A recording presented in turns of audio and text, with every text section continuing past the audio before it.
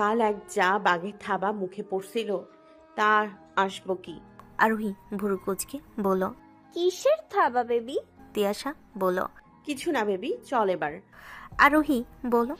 তো বৃষ্টি আপুর বিয়ে তো 10 দিন পর। আমার না হওয়া ছোট দুলা ভাইয়ের সঙ্গে আঙ্কেল ফোন দিয়েছিল আব্বুরে সকালে দাওয়াত দেওয়ার জন্য। তিয়াশার আব্বু আর আরোহীর আব্বু দুজনই খুব ভালো বন্ধু। তিয়াশা আরোহীর কানটা টেনে বলল। চল, তোর না হওয়া দুলাভাই দেখাচ্ছি অসম্ভব মাইয়া। সকালের আলোটা আজ যেন জায়নের জন্য একটু অন্যরকম ছিল। সাথের হাতটা গুছিয়ে ঘড়ির দিকে এক ঝলক তাকালো জায়ন। সময় হয়েছে 9টা 47। গাড়ির জানালার দিকে নিজের প্রতিচ্ছবি দেখে নিল আরেকবার। ছিপছিপে ফিট সাদা শার্ট, ব্ল্যাক ট্রাউজার আর বাহাতের কবজিতে ব্লেজার, দেখে সানগ্লাস আর হাতে রিস্ট ওয়াচ। ব্লেজারটা পরে চৌধুরী গ্রুপ অফ ইন্ডাস্ট্রির গেটের সামনে দাঁড়াতে দুজন সিকিউরিটি গার্ড দরজা খুলে দিল। সামনে দাঁড়িয়েছে আহমেদ প্রান্তিক চৌধুরী আর পনই চৌধুরী ও অফিসের কিছু গণ্যমান্য ব্যক্তি ও কিছু স্টাফরা। তারা সকলেই সম্মানসূচক ভঙ্গিতে বলেন, welcome to our Chowdhury group sir. Abrar জান একটু হেসে বলল, থ্যাংক ইউ। লিফটের দরজা খুলতে সামনে দাঁড়িয়ে দাঁড়িয়ে ছিলেন শীর্ষ কর্মকর্তারা। সবাই একসঙ্গে হালকা নত হয়ে বলেন। আবরার জান একটু গম্ভীর ভাব নিয়ে বলল, ওকে। তাহসান চৌধুরী জায়নের অফিস রুমে এসে বললেন, কিরে, অফিস পছন্দ হলো? জি চাচু। চল, ঠিক আছে, আলহামদুলিল্লাহ। চাচু, একটা কথা ছিল। হ্যাঁ বল। আজ প্রথম দিন অফিসে, বলতেও একটু অনুশোচনা হচ্ছে। আরে বল না। চাচু, অ্যাকচুয়ালি আমার একটু ওই 1টা নাগাদ বেরোতে হবে। বাবাকে একটু ম্যানেজ করবে? সে নয়, ঠিক আছে বলে দেব। খুব কি জরুরি যে তোর যেতেই হবে? জায়ন থাই গ্লাস দিয়ে বাড়ির দৃশ্য দেখতে দেখতে চোখটা বন্ধ করে একটু নিঃশ্বাস ছেড়ে বলল, হ্যাঁ চাচু, খুব জরুরি। তাহসান চৌধুরী আর জায়ন একটু কথাবার্তা বলে তাহসান চৌধুরী রুম থেকে বিদায় নিলেন। এর মধ্যে জায়নের ফোনটা বেজে উঠল। স্ক্রিনে নাম উঠল ইউভি ভাই। ফোন রিসিভ করতেই ওদিক দিয়ে ইউভি বলে উঠল, আসসালামু আলাইকুম ভাই। আবরারও বলল, ওয়ালাইকুম আসসালাম, বল কি খবর? জি ভাই, আলহামদুলিল্লাহ। আজ তো অফিসে প্রথম দিন, কেমন লাগছে? ভালো। কবে ফিরছিস? জি ভাই, কাল। আকাশ কোথায়? জি ভাই, পাশেই আছে। শোন, তোকে কিছু বলতে চাই, তুই বাড়ি ফিরলে বলবো। এখনই বলো ভাই, আমি শুনছি। না, ফোনে বলা যাবে না। ঠিক আছে ভাই, যেটা তোমার সুবিধা মনে হয়। ওকে, রাখ এখন। জি ভাই, বাই। ওদিক দিয়ে কলটা কেটে গেল। এদিকে জায়নের 4 বন্ধু ও শুভকামনা জানিয়ে দিল মেসেজ বার্তায়। এক্সাম শেষ। এরপরে 4 বান্ধবী একসঙ্গে বেরোলো। তাদের মুখে হাসি দেখে মনে হচ্ছে এক যুদ্ধ জয় করে এলো। আরোহী বলল, বাবা শান্তি, কাল নানু বাড়ি দৌড়ামো, তারপর আবার বৃষ্টি আপুর বিয়া। বাবা বাবা, মজাই মজা। বলো বেবি। তিয়াশা চোখ ঘুরিয়ে বলল, হ্যাঁ, ভীষণ মজা। মনে মনে বলল। রাশের বিয়ে দেখার দিয়ে মজার জিনিস কিছু আছে? রুবিনা বলল, এক্সাম কেমন দিছিস তাই বল। আরোহী বলল, একটা পেজও বাদ দেয় না দোস্ত, কিন্তু নম্বর কত পাবো জানি না, 30 পাইলেও হবে। পরি বলল। খাতায় কি লিখছিস তাহলে তুই? আরোহী মাথা চুলকে বলল, সে তো নিজেও জানি না। এই শুনে 4 বান্ধবী হেসে লুটে পড়ল। সেন্টার থেকে বেরিয়ে তিয়াশাদের গাড়ি দেখতে পেল না আরোহী। জিজ্ঞেস করলো, বেবি, তোর ড্রাইভার আঙ্কেল কোথায়? তিয়াশা বলল, আমিও তো দেখতে পাচ্ছি না। এর মধ্যেই 20-21 বছরের এক ছেলে তিয়াশার দিকে এগিয়ে বলল, এই যে ললনা, একটু শুনবেন? আরোহী ভুরু কুচকে বলল, জি ভাইয়া, আপনাকে তো ঠিক চিনলাম না। ছেলেটা বলল, জি, আপনারা আমাকে চিনবেন না। আমি একটু ওই ললনার সঙ্গে কথা বলতে চাই। ছেলেটা তিয়াশার দিকে তাকিয়ে বলল, আসলে আমি আমার বোনকে দিতে আসছি সেন্টারে। আমার বোনও এবার এসএসসি দিচ্ছে। আপনাকে রোজ দেখি, কিন্তু কথা বলার সুযোগ পাইনি। সব সময় আপনার সঙ্গে কেউ থাকে। আপনার নামটা জানতে পারি? তিয়াশা বলল, ভাইয়া, আমি তো আপনাকে চিনি না, তাই নামটা বলতে পারবো না। ছেলেটা বলল। তো চিনে নিন। আরোহী বলল, এই জানতো আপনি, ছাছরা কোথাকার। আরোহী আর তিয়াশা ঘুরতেই ছেলেটা তিয়াশার হাতটা টেনে একটা চিঠি দিতে যাচ্ছিল। ঠিক তখনই ছেলেটার নাক মুখ জড়িয়ে পড়ল এক ঘুষি। আরোহী আর তিয়াশার পরিস্থিতি মাথার আসার আগেই সামনে দেখল জায়নের দিকে একবার রক্তরাঙ্গা চোখ দেখিয়ে ছেলেটাকে আবারও মারতে লাগলো। নাক দিয়ে গল করে রক্ত বেরিয়ে যাচ্ছে। আশেপাশে এত লোক, জায়নের তাতে কিছুই চাই আসে না। জায়ন ছেলেটার কলার ধরে একটু দূরে নিয়ে গিয়ে দাঁতে দাঁত পিষে বলতে লাগলো, শুয়োরের বাচ্চা, জানিস তুই কার হাত ধরেছিস? কুত্তার বাচ্চা, আমি ওর আশেপাশে কোনো ছেলের ছায়া পছন্দ করব না, সেখানে তুই হাত ধরেছিস? দেখি তোর কলিজায় কত সাহস। এই বলে আবারও মারতে লাগলো। ছেলেটা বলল, সরি ভাইয়া, আর হবে না, প্লিজ ছেড়ে দিন।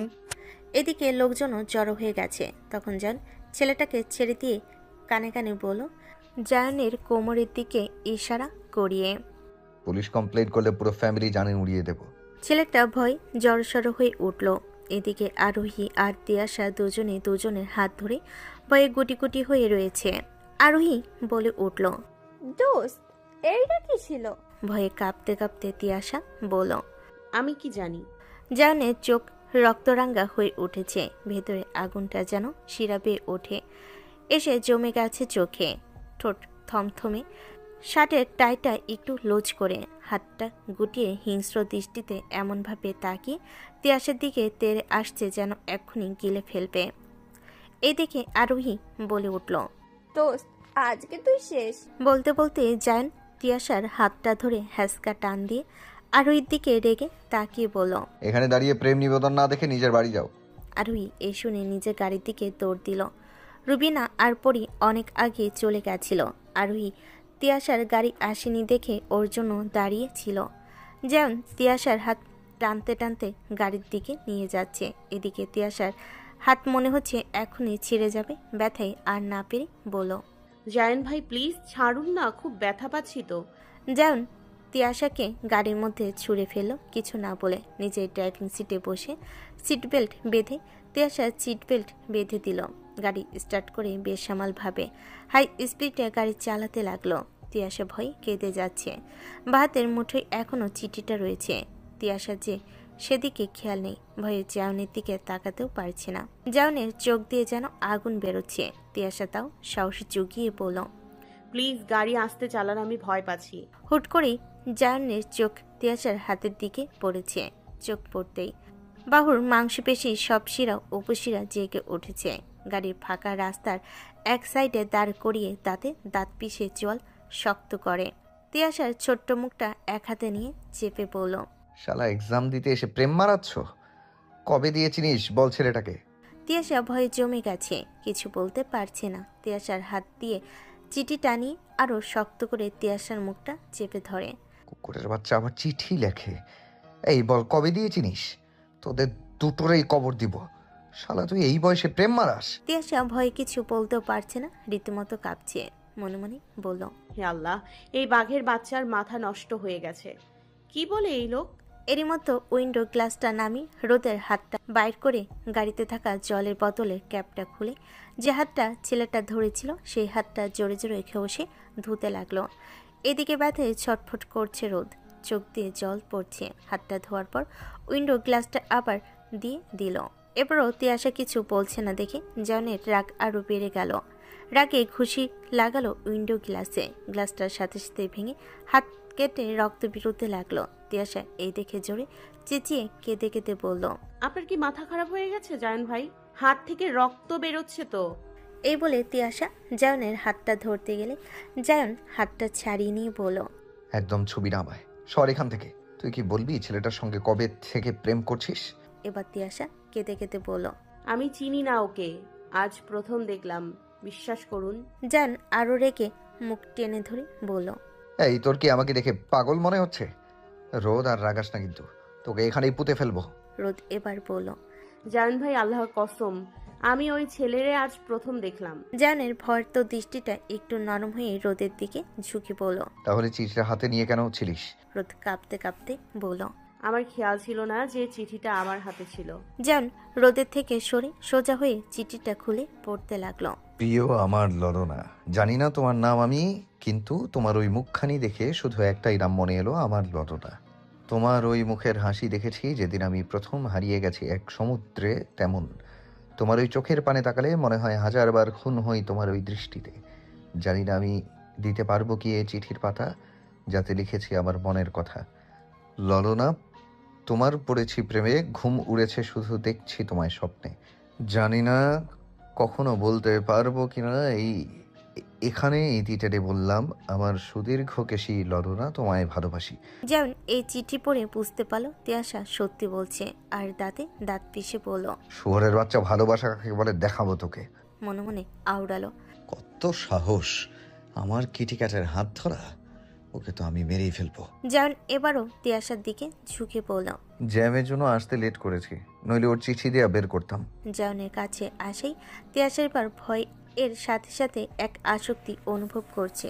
যেন ওর দিকে বাদামি রঙা চোখের মণি, ঘামে ভেজা সামনের চুলগুলো কপালে ছড়িয়ে আছে, হালকা গোলাপি রঙা টমাটে অধৈর্যরা তিয়াসের এত কাছে, সঙ্গে জ্যান এর ওই গায়ের ঘ্রাণ তিয়াসাকে খুব টানছে। সে জানে না কিসে এই আবেগ, শুধু জানে এই সব কিছু তাকে টানছে। তিয়াসাকে পুরো সিটের সঙ্গে চেপে ধরেছে। তিয়াসা অন্যদিকে মুখ ফিরে গোলাপি ওষ্ঠযুগল কাঁপতে কাঁপতে বলল। ড্রাইভার আঙ্কেল কোথায়? আপনি কেন এসছেন? গাড়িতে এসি ফুল পাওয়ারে, তবু দুজনের মধ্যে জ্বলে উঠেছে ফুটন্ত আগ্নেয়গিরি। যেন রোদের এত কাছে আসে নিজেকে আর সংযত রাখতে পারল না। নিজের বাঁ হাতটা তিয়াসার পেছনে দিয়ে কোমর পেঁচিয়ে ডান হাত দিয়ে তিয়াসার বাপাটা টেনে নিজের দুই পায়ের উপর বসিয়ে দিয়ে আরো কাছে টেনে নিল। এখন জায়নের সামনে রোদ। এ অবস্থায় রোদের নিঃশ্বাস বন্ধ হয়ে যাচ্ছে। দুহাত জায়নের কাঁধের উপরে। জান তিয়াসার মুখটা আরো কাছে এনে গলে মুখ গুজে দিয়ে ওর চুলের ঘ্রাণ শুকতে শুকতে বলল। কেন, তুই তো বলেছিলি আজকে আমায় নিতে আসতে, ভুলে গেলি? রোদের শরীর কাঠ হয়ে যাচ্ছে, শরীর অবশ্যই আসছে, কিছু বলতে পারছে না। জান তিয়াসার গলায় মুখ ঘষতে ঘষতে বলল। আমি পাগল হয়ে যাব রোদ, প্লিজ এমন কিছু করিস না যে আমার নিজের মস্তিষ্ক হারিয়ে ফেলি। রোদকে আরো নিজের কাছে চেপে বলল। তুই অনেক ছোট রোদ, একটু বড় কেন হলি না? মনে মনে বলল। তুই আমার কেন হলি না? এবার রোদ আর না পেরে বলল। জান ভাই ছাড়ুন, কি করছেন? জায়নের যেন এই কথাই হুঁশ ফিরে আসলো। অমনি এক ঝটকা দিয়ে রোদকে ছিটে ফেলে দিল। একবার রোদের দিকে তাকালো না পর্যন্ত। মেয়েটা কোমরে ব্যথা পেয়ে কুকড়ে গেছে। এদিকে যেন গাড়ি স্টার্ট করতে লাগলো। হালকা চোখ বুজে স্থির কণ্ঠে বলল। জায়নের মার্সিডিসটা বাড়ির লোহার ফটকের সামনে এসে পার্কিং করলো। কিছু না বলে বেরিয়ে গেল। তিয়াসার দিকে একবার ঘুরে তাকালো না পর্যন্ত। তিয়াসা নিজেই আস্তে আস্তে গাড়ি থেকে নেমে বাড়িতে প্রবেশ করলো। সে একটু কোমরে ব্যথাও পেয়েছে। ড্রয়িং রুমের সোফায় মেহজাবিন বেগম, রুহেনা বেগম, সুরাইয়া বেগম ও বৃষ্টি বসেছিল। বাসার দরজার কাছে দাঁড়িয়ে কাজ করছিল কাজের বুয়া। তখন বুয়ার নজরে পড়ে যেমন হেঁটে আসছে আর তার রক্তাক্ত হাতটা নিয়ে। কাজের বুয়া ওই দেখে জোরে চিৎকার করে বলল। ওয়াফা, ইহা আয়ো জলদি, ডাইটা বাবুর হাতের থাইকা রক্ত বাইর হইতাছে। ও আল্লাহ, হিয়া কি হইয়া গেছে? সবাই হতভম্ব হয়ে বাসার প্রধান দরজার সামনে এসে দেখতে লাগলো কি হয়েছে। দেখতে মেহজাবিন বেগমের সঙ্গে সঙ্গে সবাই চমকে উঠলেন। মেহজাবিন জায়নের দিকে এগিয়ে কাঁদো কাঁদো সুরে বললেন। কি হয়েছে বাবা? হাতের এরকম অবস্থা কেন? বৃষ্টিও হতবাক হয়ে বলল। জাউন ভাই বলেন, কি হয়েছে হাতে? কোথা থেকে আঘাত পেয়েছেন? জাউন আর কিছু না বলে পাশ কাটিয়ে চলে গেল উপরে। রুহেনা বেগম বললেন। ও জয়ন বাবা, তুই তো অফিস গিয়েছিলিস, এই সময় বাসায় ফিরে আসলি, অফিসে কিছু হয়েছে? জাউন তাও কিছু বলল না, না পিছনে ফিরে তাকালো। উপরে যেতে যেতে নিচে সবাই জোরে দরজা বন্ধ করার আওয়াজ পেল। সুরাইয়া বেগম আর কিছু বলে উঠতে পারলেন না। মেহজাবিন বেগমের নজর আবার সদর দরজার দিকে পড়তেই দেখলো তিয়াসা ভেতরে আসছে। মেহজাবিন বেগম তিয়াসাকে জিজ্ঞেস করে বসল। আম্মু, তুই কি জায়নের লগে এসেছিস? তিয়াসা মাথা নিচু করে বলেন। হ্যাঁ বড় আম্মু। রুহেনা বেগমও তিয়াসাকে দেখে খানিকটা ভুরু কুঁচকে বলেন। এই মেয়ে, তুই জানিস বড় বাবার হাতে কি হয়েছে? তিয়াসা পড়েছে মহা বিপদে। কি বলবে বুঝতে পারছে না। সে নিজে বাঁচছে না নিজের ব্যথার জ্বালায়, আর না পারছে কাউকে বলতে যে সে নিজেও কতটা আঘাতপ্রাপ্ত। তিয়াশা একটু ঘাবড়ে গিয়ে বলল, আসলে আম্মু মানে এদিকে মেহেজাবিন বেগম বৃষ্টিকে উদ্দেশ্য করে বলল, বৃষ্টি আম্মু যা তো ফার্স্ট এইড বক্সখানা নিয়ে উপরে আয়। জি বড় আম্মু। বলে তৎক্ষণাৎ ফার্স্ট এইড বক্সটা নিয়ে উপরে চলে গেল রুহিনা বেগম। এদিকে নিজের কোমরে হাত দিয়ে তিয়াশার দিকে রাগান্বিত দৃষ্টিতে তাকিয়ে, এই তুই ইয়ে করছিস কি? তোকে কিছু জিজ্ঞেস করছি না? তুই আবার ওর হাতে কিছু করিসনি তো? শ্রেয়া তিয়াশার কাছে এসে বলেন, আপা কি যে বলো না, ও এমনিই দেখছো ভয়ে ভয়ে আছে। তিয়াশা মনে মনে বিড়বিড় করলো, ওনার জায়ন বাবা লোককে মেরে কুলকিনারা পাচ্ছে না। ওনার জায়ন বাবাকে আবার আমি মারিনি তো। যত সব বাঘের বাচ্চাকে একদিন এমন টাইট দিব সব হিরকি বেরিয়ে যাবে। সুরাইয়া বেগম তিয়াশার মুখের চিবুকটা ছুঁয়ে, তিউ কি হয়েছে আম্মু জায়নের সঙ্গে? তিয়াশা বলল, আসলে ছোট আম্মু ভাইয়া আমাকে সেন্টারে আনতে গিয়েছিলেন। আসার পথে একজনের সঙ্গে ধাক্কা খেয়ে ভাইয়ের হাতটা উইন্ডো গ্লাসে গিয়ে লাগে। গাড়ির গ্লাসে হাতটা লেগে গিয়ে চোট পেয়েছেন। মেহজাবিন বেগম বলেন, হে আল্লাহ, এইভাবে কেউ চোট পায়? ছেলে মেয়েগুলো কিভাবে যে চলাফেরা করে আর ভালো লাগে না বাপু। সুরাইয়া বেগম বললেন তিয়াশাকে, যা তুই ফ্রেশ হয়ে নিচে আয়, খেতে দিব। রায়ু আর অনু আসারও সময় হয়ে আসলো, তাড়াতাড়ি যা। এই শুনে তিয়াশা নিজের রুমের উদ্দেশ্যে চলে গেল। রুহিনা বেগমের যেন তিয়াশার কথাটা বিশ্বাসযোগ্য হলো না।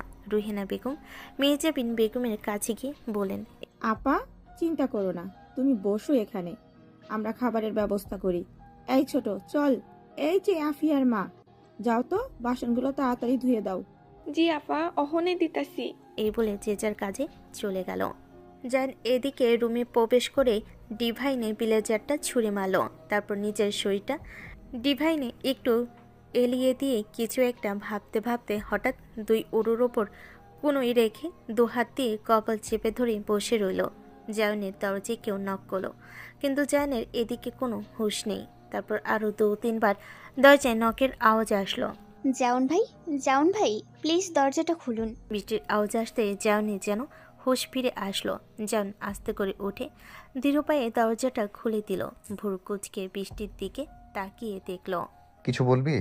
বৃষ্টি অবাক হয়ে তাকিয়ে বলল, আরে বাবা কি বলবো, আপনার হাতটা কতটা কেটে গেছে দেখতে পাচ্ছেন না, রক্ত বের হচ্ছে। চলুন ভিতরে বসুন, আমি হাতটায় পট্টি করে দেই। আমি করে নেব, তুই যা। আরে বাবা একা একা কি করে করবেন, আসুন বসুন। জান কপালে 2 আঙ্গুল ঘষতে ঘষতে বলল, বৃষ্টি please, I need some privacy right now.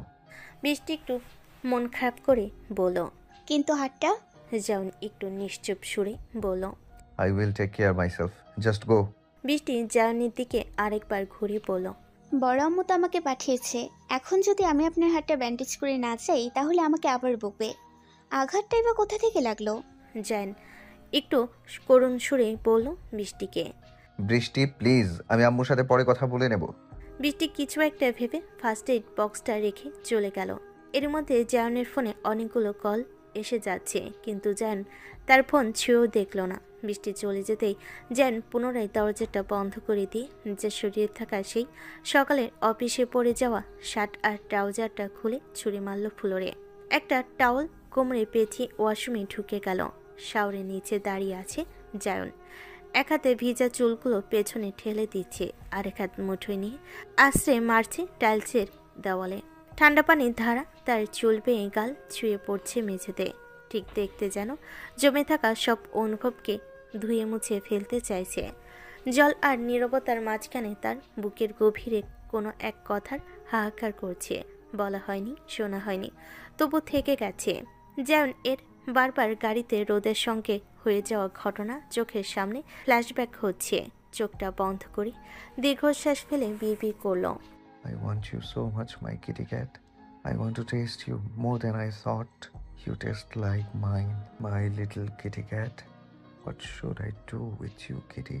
এই বলে পুনরায় আবার হাতটা টাইলসের দেওয়ালে আছাড় মারছে। এইভাবে কেটে গেল প্রায় ঘন্টাখানিক সময়। ঘন্টা পরে ওয়াশরুম থেকে বেরিয়ে কাবার্ড থেকে একটা টি শার্ট আর একটা ব্ল্যাক কালারের বাগি প্যান্ট বের করে সেটা পরে টাওয়ালটা দিয়ে মাথাটা আর একটু মুছে বিছানায় গা এলিয়ে দিল। এদিকে তিয়াসও অনেকক্ষণ আগে ফ্রেশ হয়ে দুপুরে খাবার খেয়ে রুমে এসে শুয়ে পড়েছিল। দুপুরের পরে মেহেজাবিন বেগম অনেকবার জায়নকে খেতে ডেকেছে, কিন্তু জায়ন দরজা খোলেনি। সন্ধ্যা নামলো ধীরে ধীরে, ঠিক যেন আকাশ তার রং পাল্টে কালো ছায়া মেখে নিচ্ছে। গাছে গাছে হালকা বাতাসে পাতার দুলুনি, দূরে আকাশে ভেসে আসছে নরম সুরে। আর জানালার ধারে দাঁড়িয়ে কার যেন বুকের গভীর শূন্যতা হঠাৎ খুব করে টের পাচ্ছে। দিন শেষের এই আলোটা বড় অদ্ভুত, কিছু বলে না, তবু অনেক কথা বুঝিয়ে দেয়। সন্ধ্যাবেলায় জায়ন রেডি হয়ে কোথাও বেরোচ্ছিল। ড্রয়িং রুমে বসেছিল বাসার সকল সদস্য।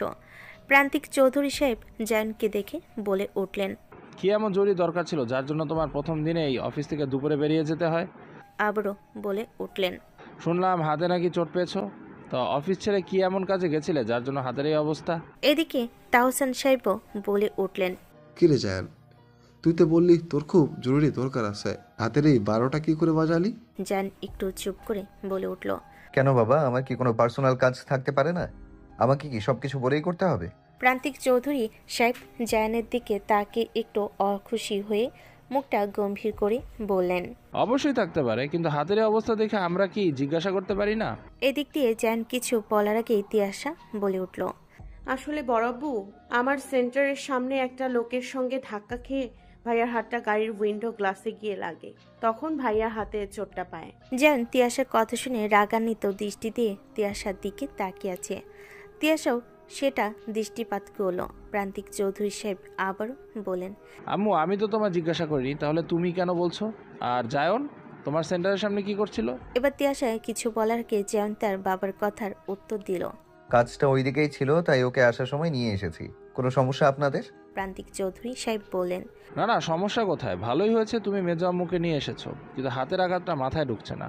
জায়ন এবার বিরক্ত হয়ে এবার উত্তরটা দিল, বাবা রোদ বললো তো কি করে আঘাতটা পেয়েছি। আমি একটু ব্যস্ত আছি এখন কি আসতে পারি? প্রান্তিক চৌধুরী সাহেব বলেন, হ্যাঁ যাও, দেখো আবার কিছু অঘটন না ঘটিও। এর মধ্যে মেহজাবিন বেগম জায়নকে বলে উঠল, বাবা ভাবছিলাম কালকে তোদের বিয়ের কেনাকাটাগুলো করেই আসি, কি বলিস? এই বিয়ের কথা শুনে তিয়াসার বুককে যেন টাইফুন সাইক্লোন সব হয়ে গেল। এখন সে কোথায় পালাবে, না পারবে এসব শুনতে, আর না পারবে এখান থেকে পালাতে। কারণ এবার আরো বিরক্ত হয়ে পড়ল। যেটা তোমাদের ভালো লাগে সেটা করো, আমাকে বলার কি আছে? মেহজাবিন বেগম বলেন, তুই বিরক্ত কেন হচ্ছিস? আমি তো বলতে চাচ্ছিলাম যে তুই আর বৃষ্টি গিয়ে তোদের বিয়ের পোশাকটা নিজে পছন্দ করে কিনে নিয়ে আসিস। যেমন এবার একটু গম্ভীর স্বরে বলেন, আমি কোথাও যাব না, ইভেন আমার বিয়ের কোনো পোশাকও চাই না। তোমরা বৃষ্টিকে নিয়ে গিয়ে কিনে নিয়ে এসো, আমি এখন আসছি, পরে কথা হবে। এ বলে যেমন বাইকের চাবি নিয়ে বাইরে বেরিয়ে গেল। প্রান্তিক চৌধুরী সাহেব বলেন মেহজাবিন বেগমকে, তোমার ছেলের দিন দিন ভাবসাব আমার ভালো ঠেকছে না। মেহজাবিন বেগম কিছু বলবেন তার আগেই পনই আলী সাহেব বললেন, আরে ভাইয়া চিন্তা করো না, সামনে বিয়ে তো, তাই হয়তো একটু চিন্তায় আছে। মেহজাবিন বেগম বলেন, ছেলেটার দোষ দিও না, এই 1 মাস আগে বিদেশ থেকে ফিরলো, সব কিছুর সঙ্গে নিজেকে মানিয়ে নিতে একটু সময় লাগবে, তাই না? রুহেনা বেগমও একটু এগিয়ে এসে বলেন, জি ভাইয়া, আপা ঠিকই বলেছেন। প্রান্তিক চৌধুরী সাহেব বলেন, নাও নাও, বাবা হয়েছে, তোমাদের সামনে ছেলের কথা কিছু বললে হয়েছে, ব্যাস। আজকে আর চায়ের টঙের সামনে না যান, সিধা চলে গেল সাগরদের বাড়িতে। বাড়িতে ঢুকতেই কলিং বেলটা বাজালো দুবার। সাগরের স্ত্রী এভা এসে দরজা খুলে একটু মুচকি হাসি দিয়ে বলল, আসসালামু আলাইকুম ভাইয়া, ভেতরে আসুন, আপনার জন্য উনি ওয়েট করছে। জি ভাবি, ওয়ালাইকুম আসসালাম, ভালো আছেন আপনি? জি ভাইয়া, আলহামদুলিল্লাহ, ভেতরে আসুন প্লিজ। ভাবি, সাগর কোথায়? জি ভাইয়া, উনি ছাদেই আছেন, আপনি চলে যান, আমি আপনাদের জন্য একটু নাস্তা নিয়ে আসি। না ভাবি প্লিজ, কিছু খাবো না, ইচ্ছে নেই কিছু খাবার, আপনি অযথা কষ্ট করবেন না। ও মা, কি করে হয়? আপনি এত বছর পরে এই বাড়িতে এলেন, আর আমাদের বিয়ের পরে প্রথম আসলেন, একটু কিছু তো খেতেই হবে। জান একটু হেসে বলল, ঠিক আছে ভাবি। এই বলে জান ছাদের দিকে চলে গেল। ছাদে যেতে জান দেখল সাগর ছাদে রাখা চেয়ারের উপর বসে আছে। সাগর জানকে দেখেই বলল, কিরে মামা, এত দেরি হলো কেন? জায়ন একটু ঠোঁট উল্টে বাঁকা হাসি দিয়ে বলল, আর বলিস না, বেরোনোর সময় বাবার 1000টা প্রশ্নের সম্মুখীন হতে হয়েছে। সাগর বলল হেসে হেসে, তো মামা, উত্তর তো দিতেই হব, তুমি যে মামা এক মাইয়ার লগে হাত ফাটাই বইসা রইছ, তো প্রশ্ন তো আইবেই। জায়ন এবার একটু রেগে গিয়ে বলল, তোদের দুজনরে আবার ফোন করে বলাটাই ভুল হয়েছে। এসব বাদ দে, বল আহান কোথায়? সাগর হেসে বলল, বেটা একটু আগে কল দিয়া জানাইতেছে নাকি জ্যামে পড়েছে, আইতেছে একটু পরেই। খানিক সময় বাদে আহান সাদে এসে পৌঁছালো। সঙ্গে সাগরের স্ত্রী ইভা এসে তাদের নাস্তা আর কোল্ড ড্রিঙ্কস দিয়ে গেল। আহান বলল চেয়ারে বসতে বসতে, দোস্ত, এখন নিজের হাত ফাটিয়েছিস, আর কয়দিন পরে তো ফাটাবি তা ঠিক নেই। আহান আবারও বলল, তুই নিজে 2 দিন বাদ বিয়ে করছিস, তাহলে তুই নিজেকে লিটল প্রিন্সেসের সাথে কেন জড়াচ্ছিস? এটা কি ঠিক জায়ান? জায়ন এবার রেগে আহানের কলার চেপে ধরে বলল, আহানের বাচ্চা, তুই কাকে লিটল প্রিন্সেস বলছিস? তোদের কতবার বারণ করবো বলতো? তোরা কি চাস আমি তোদের মার্ডার করি? সাগর একটু কেঁপে কেঁপে বলল ভঙ্গি করে, দেখ মামা, আমি কিন্তু কিছু বলি নাই। এখন যা বলেছে আহান বলেছে, তাই পেদানি ডা আহানরেই দে, আমি নয়। যখন বলবো তখন আমায় দেশ। সাগর এই কথা বলে খিলখিল করে হেসে উঠল। জায়নের চোখ রেখে এমন মনে হচ্ছে এই দুজনে কে গিলে খাবে। আহান বলল, এবার ছাড়, আর কিছু বলিস না বাপ আমার। সাগর বলল, নিজে করবে বিয়ে, আমরা বললেই দোষ। জায়ন এবার আরো উত্তেজিত হয়ে বসা থেকে উঠে দাঁড়িয়ে বলল, শোন, আমি ঠিক ভুল বুঝি না, আর আজ থেকে তোরা ওকে আপু বলবি। শালা ইডিয়াটস কোথাকার। ফর ইউর কাইন্ড ইনফরমেশন, আমি যদি 10টাও বিয়ে করি তাও লিটল কিটি ক্যাট শুধুই আমার। আর যদি ও অন্য কারো হওয়ার চেষ্টা করে, ওকে মার্ডার করে নিজে মরে যাব। আর ওর কাছে যদি কেউ আসার চেষ্টা করে তাহলে ওখানে পুঁতে দেব। She is mine, one and only mine. Sagar আর আহান এর সামনে কেউ যেন কথার বিস্ফোরণ ঘটালো। তারা নিজেরাই হতবাক, কি বলে এই ছেলে। সাগর সারা ছাদ ঘুরে না পেরে বলেই উঠল, এই বেড়া কয় কি? এই আহান, আমার একটু সিমটি কাটতো। পাবনা দিয়া কোন পাগল ছাগল ছাড়া পায় নাই তো ভুল করে আমার বাসার ছাদে আইয়া পড়ছে। জায়ন হাতের কবজি নিজের সঙ্গে আলিঙ্গন করে ভুরকুচকে সাগরের দিকে তাকিয়ে আছে। এই তাকানো দেখে আহান আর চুপ করে থাকতে পারল না। দেখ দোস্ত, এইসব তলাগানি তুলকিনি দিয়ে লাভ নেই। সাগর ঠিকই বলেছে, তোর কি মাথা নষ্ট হয়ে গেছে? Are you sick? জায়ন দাঁতে দাঁত পিষে উত্তর দিল, I am not a sick bro. আমি এক ঘোরের মধ্যে আছি আহান। আমি ভেবেছি হয়তো এই ঘোর কাটিয়ে উঠতে পারবো, বাট বিশ্বাস কর, ডে বাই ডে আমি এই ঘোরের গভীরে প্রবেশ করছি। আহান বলে উঠল, তাহলে তুই বিয়েটা কেন করছিস? হুদায় জায়ান, হুদাই। জায়ন 2 হাত দিয়ে নিজের মাথার চুল টেনে দাঁত খিচিয়ে উত্তর দিল, মেঝুমা যদি হার্টের পেশেন্ট না হতো তাহলে ওই মুহূর্তেই বিয়ে ক্যান্সেল করে দিতাম। যে মুহূর্তে ওই পিচ্ছি আমার মাথা নষ্ট করা শুরু করেছে। বয়স দেখতাম না, সমাজ দেখতাম না, পরিবার দেখতাম না, তখনই তুলে নিয়ে বিয়ে করতাম। এবার সাগর আর আহানও কিছু বলল না। এইভাবে রাতের আধারে সোডিয়ামের আলোতে কেটে গেল 3 বন্ধুর কথোপকথন। তিয়াশা বেলকনিতে দাঁড়িয়ে বারবার দুপুরের কথা ভেবে শিউরে উঠছে, আর মনের গভীরে বয়ে চলছে এক নিঃশব্দ উদাসীনতাই। যেন নিঃশব্দে আকাশে তারাদের কাছে নিজের না বলা কথাগুলো রেখে যাচ্ছে।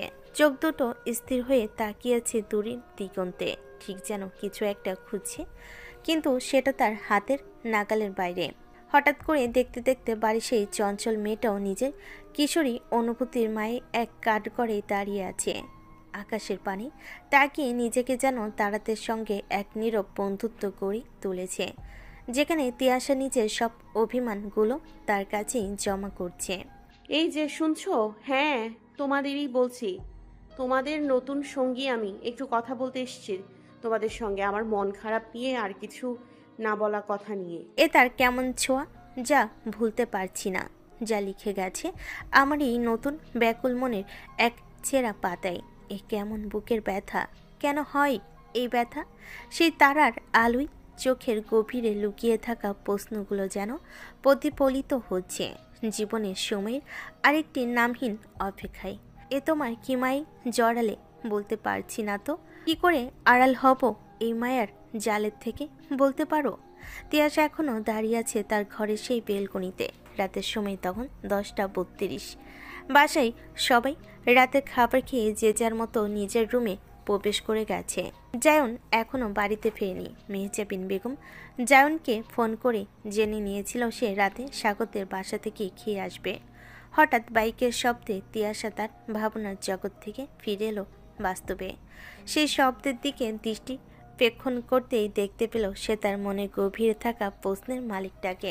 জায়নের নজর পড়েছিল বেলকুনিতে। দেখতে পেল তার ছোট্ট মায়াবী রমণীকে।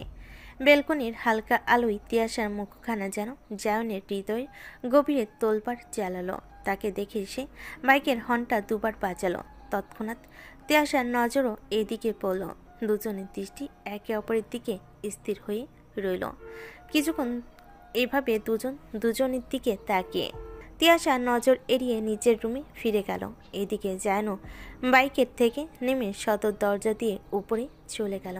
চৌধুরী বাড়িতে নিভে গেল রাতের শেষ আলোটুকুও। বাড়ি দিল সব ঘুমের দেশে। কেউ জেগে আছে তার নিজ ভাবনায়, কেউ ডুবে গেছে তার স্বপ্নের দুনিয়ায়। রাত ঘনিয়ে সকাল এলো। মিঠি আলোয় আবার ছড়িয়ে পড়ল থাই গ্লাস ভেদ করে। জায়নের রুমে চোখ মেলে নিজের ফোনটা চেক করে দেখলো ইভির মিসড কল হয়ে আছে। জায়ন কল ব্যাক করলো। রিং হচ্ছে। কলটা রিসিভ হতেই ইভি ও পাশ থেকে বলল,